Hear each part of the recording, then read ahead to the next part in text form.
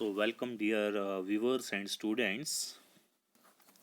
आज हम class 7th subject social and political life, जिसको हम सिविक्स भी कहते हैं, और इस सब्जेक्ट का हम चैप्टर नंबर 2 के एक्सरसाइज जो टेक्स्ट बुक के क्वेश्चन आंसर्स हैं उनको डिस्कस करेंगे। तो what is the name of the chapter? The name of the chapter is role of the government in health. Health के रिलेटेड जो हमारी गवर्नमेंट है उसका क्या रोल है, तो ये चैप्टर है। तो आइए अब हम वन बाय वन इसके टेक्स्ट बुक एक्सरसाइज के जो क्वेश्चंस हैं उनके आंसर्स और क्वेश्चंस को डिस्कस करते हैं। So let us start from question number 1। Question number 1 क्या कहता है? In this chapter you have read that health is wider concept than illness. कहता है जब आपने चैप्टर पढ़ा होगा, इस चैप्टर में हमने पढ़ा कि हेल्थ जो है एक वाइडर कंसेप्ट है एज कंपेयर टू इलनेस के मुकाबले में। Look at this quote from the constitution and explain the term living standard and public health in your own words. कहता है इस कोट की तरफ देखिए, कॉन्स्टिट्यूशनल कोट की तरफ, और अपने वर्ड्स में इसको एक्सप्लेन करिए। क्या कोट है, क्या वर्ड्स हैं? एक है लिविंग स्टैंडर्ड और दूसरी वर्ड है public health. An important part of constitution says it is the duty of state to raise the level of nutrition and the standard of living and to improve public health।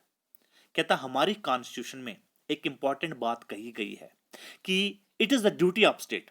ये किसी भी government, ये किसी भी country, किसी भी nation, किसी भी स्टेट की ड्यूटी बनती है कि वो वहां का जो लेवल ऑफ न्यूट्रिशन है उसको रेज करे, बढ़ाए, स्टैंडर्ड ऑफ लिविंग को इंप्रूव करे, एंड वहां की जो पब्लिक हेल्थ है उसको भी इंप्रूव करे।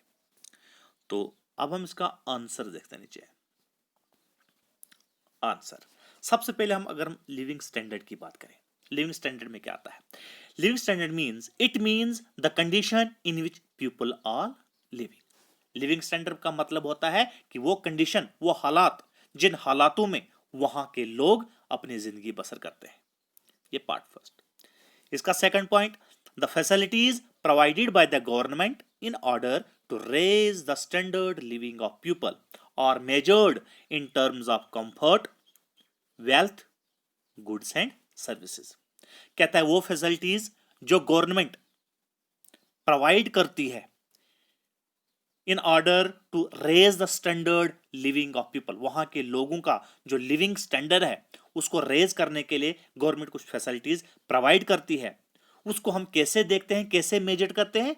वो हमें पता चलता है कि वहां के लोगों का जो लिविंग स्टाइल है वो कितनी आराम की जिंदगी बसर करते हैं, comfort, wealth, goods and services, और क्या वो तमाम बुनियादी चीजें, सहूलतें उनको अवेलेबल हैं या नहीं। उसी हिसाब से हम किसी भी एरिया का, किसी भी स्टेट के जो रहने वाले लोग हैं उनके लिविंग स्टैंडर्ड को जो है मेजर कर सकते हैं।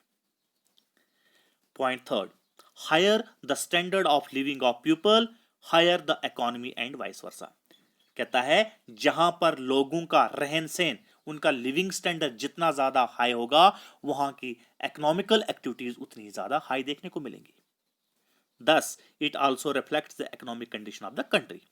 इट मीन्स जिस कंट्री का, जिस स्टेट का या जिन लोगों का लिविंग स्टैंडर्ड जितना ज्यादा हाई होगा उतना ही उस कंट्री की जो इकोनॉमिकल कंडीशंस होंगी वो भी उतनी ज्यादा बेहतर होंगी।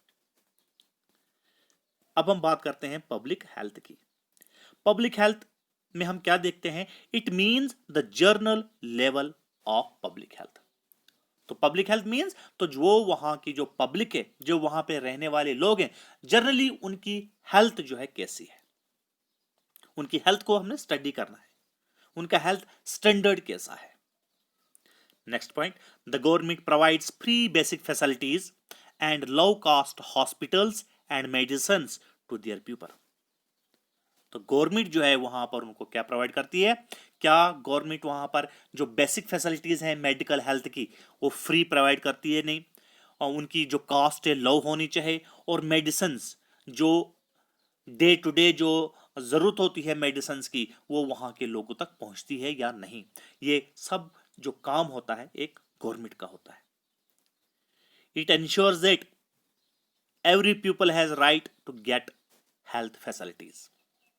गवर्नमेंट ये इंश्योर करती है कि उस स्टेट के जितने भी रहने वाले लोग हैं तमाम लोगों को ये हक बनता है to get the health facilities, health care related जो भी फैसिलिटीज़ हैं, चाहे वो हॉस्पिटल्स हैं, चाहे वो सर्विसेज हैं, गुड्स एंड सर्विसेज हैं, चाहे वो दवाइयाँ हैं, चाहे वो मेडिसिन हैं, ये सारी की सारी तमाम फैसिलिटीज़ जो है लोगों तक जो है पहुंचनी चाहिए। ये लोगों का हक है। सो ये था question number 1। Now let us move towards the question number 2। Question number 2, what are the different ways through which government can take steps to provide health care for all? Discuss। कहता है वो अलग अलग तरीके बताए जो गवर्नमेंट ने अपनाए हैं in order to provide the health care. Government ने बहुत सारे ऐसे स्टेप्स उठाए हैं, बहुत सारी ऐसे प्लानिंग या जो प्रोग्राम्स किए हैं ताकि लोगों के लिए जो हेल्थ फैसिलिटीज हैं, हेल्थ केयर फैसिलिटीज जो है लोगों तक पहुंचाई जाए। वो क्या क्या है उनको हम डिस्कस करेंगे। So there are different ways through which government can take steps to provide health care for the all। तो बहुत सारे वेज हैं, बहुत सारे रास्ते अपनाए हैं गवर्नमेंट में। तो जैसे कि first, establishing public health care at zonal level. Zonal level पे जो है पब्लिक हेल्थ केयर सेंटर्स जो है एस्टेब्लिश किए गए हैं, खोले गए हैं। Second, setting up low cost government hospitals. Government hospitals को जगह जगह पर सेटअप किया गया है लो कॉस्ट, जहां पर सस्ते में जो है लोगों को इलाज या दवाएं जो है प्रोवाइड की जाए। Third, health insurance for the basic treatment. जो भी बेसिक ट्रीटमेंट है लोगों का उनके लिए जो है गवर्नमेंट की तरफ से जो है हेल्थ इंश्योरेंस किया जाए। Provision of clean drinking water and steps to check pollution.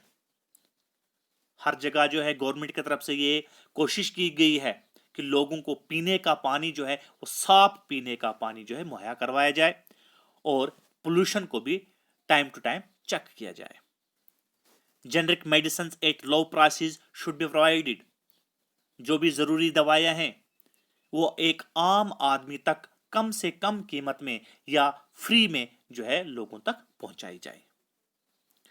Health care programmes and creating awareness. उसके अलावा लोगों के अंदर अवेयरनेस, जागरूकता के लिए बहुत सारे हेल्थ केयर प्रोग्राम्स और अवेयरनेस प्रोग्राम्स जो हैं शुरू किए गए हैं। Last, mobile clinic should be encouraged more in rural areas. Mobile clinic मतलब एक चलती फिरती छोटा क्लिनिक, खासकर रूरल एरियाज में जो है उसको थोड़ा एनकरेज किया जाए ताकि वो एरियाज जहां पर अभी ये फैसिलिटीज नहीं है वहां के लोग भी मेडिकल हेल्थ केयर फैसिलिटीज का जो है फायदा उठा सके। So this is question number 2। Now let us move towards the question number 3। Question number 3 क्या कहता है, what differences do you find between private and public health care services in your area using the following table. कहता है आपके area में जो public health care centres होते हैं, तो कुछ पब्लिक कहीं पर गवर्नमेंट की तरफ से हेल्थ केयर सेंटर्स होते हैं और कहीं पर जो है प्राइवेट हेल्थ केयर सेंटर। इन दोनों में डिफरेंस क्या है, जैसे दोनों में फैसिलिटीज क्या है, उनकी कॉस्ट ऑफ सर्विसेज जो है क्या है और अवेलेबिलिटी ऑफ सर्विसेज क्या है। तो यहां पर है इसका answer, facilities, cost of services and availability of service. सबसे पहले हम पढ़ेंगे प्राइवेट। प्राइवेट हॉस्पिटल में कॉस्ट ऑफ सर्विसेज जो है काफी महंगी होती है, हाई, बट वहां की जो सर्विस होती है good and easily available. Private hospitals या क्लिनिक सेंटर्स की जो फैसिलिटीज होती है, जो अवेलेबिलिटी होती है सर्विस, वो काफी अच्छी और आसानी से अवेलेबल होती है।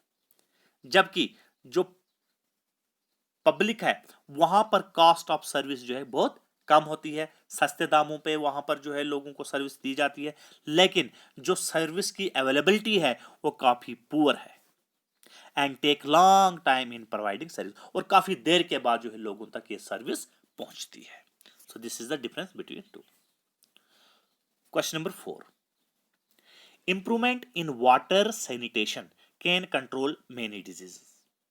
जैसा कि हम जानते हैं कि जो साफ सफाई है, सैनिटेशन है, खास तौर पर पानी, ये जो है काफी बीमारियों को जो है रोकता है।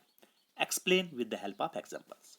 अब हमने इसको जो है एक्सप्लेन करना है कुछ एग्जांपल्स के साथ कि किस तरीके से वाटर, साफ पानी पीने से या अपने आसपास में साफ सफाई रखने से जो है हम बीमारियों को रोक सकते हैं।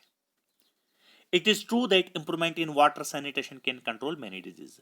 तो ये हकीकत है, ये एक सच्चाई है कि improvement in water and sanitation can control many diseases. हम अगर ये कदम उठाएं तो हम बहुत सारी बीमारियों को बढ़ने से या फैलने से रोक सकते हैं। इसका फर्स्ट पॉइंट है, contaminated water is the main reason for many diseases like cholera and jaundice etcetera.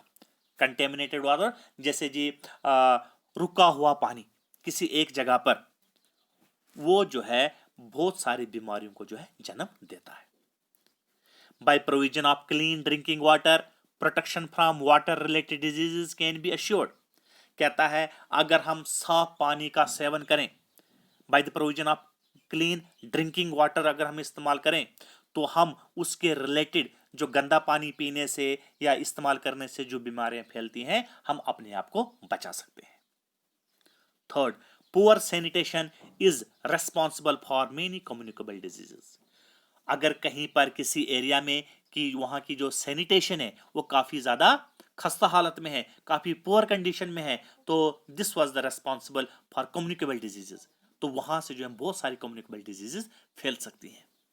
अब ये सैनिटेशन क्या होता है? सैनिटेशन हम बोल सकते हैं कि the process of maintaining cleanness and dealing with sewage, या फिर हम सैनिटेशन कैसे भी बोल सकते हैं, the system of taking dirty water and other wastage product away from house, homes, buildings in order to protect people's health. अपने आसपास की गंदगी को अपने से दूर भगाना, इसको हम सैनिटेशन कहते हैं in simple way. Next, lack of proper sanitation also give rise to the birth of mosquitoes, several insects which affect the health of people। अगर कहीं पर सैनिटेशन की जो ये फैसिलिटीज है बहुत ज्यादा पुअर है या उसकी कमी है, तो उससे जो है बहुत सारे नए जरासीम, इंसेक्ट्स वगैरह पैदा हो सकते हैं, जैसे मॉस्किटोज, मच्छर वगैरह, या उसके अलावा बहुत सारे इंसेक्ट्स जो है पैदा हो सकते हैं, जिनकी वजह से आम आदमी की सेहत के ऊपर जो असर पड़ सकता है, एक बुरा असर पड़ सकता है, मतलब अलग अलग किस्म की बीमारियां फैल सकती है। Next, proper sanitation will leads to hygienic condition which will surely control many disease. अगर सैनिटेशन जो है प्रॉपर तरीके से की जाएगी किसी भी एरिया में, तो ये डेफिनेट है कि वहां की जो हाइजीनिक कंडीशन है जो है वो काफी ज्यादा अच्छी होगी, and will surely control many diseases, और बहुत सारी बीमारियों को फैलने से या बढ़ने से रोक सकते हैं, वो सिर्फ अगर वहां की सैनिटेशन के ऊपर जो है प्रॉपर फोकस किया गया होगा। So this is about question number 4। तो इस तरीके से क्वेश्चन नंबर 1, 2, 3 और 4 इस चैप्टर के आज हमने आपके साथ डिस्कस किए। नमस्कार।